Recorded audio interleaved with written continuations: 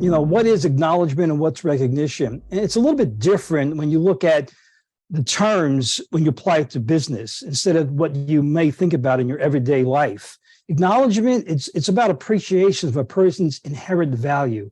And what that means is that everybody in this room, everybody that works for you, everybody on this planet has something of value, some talent and skill they can bring to the organization. What we have to do as shop owners and managers is tap into that, is to find out what really people are good at. What do they want to do as far as growing themselves as an individual? If we can tap into that, we'll bring out a lot of good energy from that person. Helps to build a workplace culture. It helps to build a workplace culture of how you want to see what's happening in your company. Recognition is about giving feedback, positive feedback based on performance or efforts.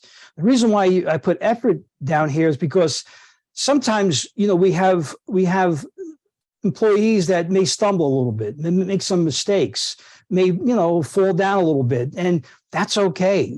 We have to make mistakes. Before this webinar started, Amber and I were talking about that, right, Amber? There's not a person in this virtual room today that hasn't made a mistake. Everybody makes mistakes.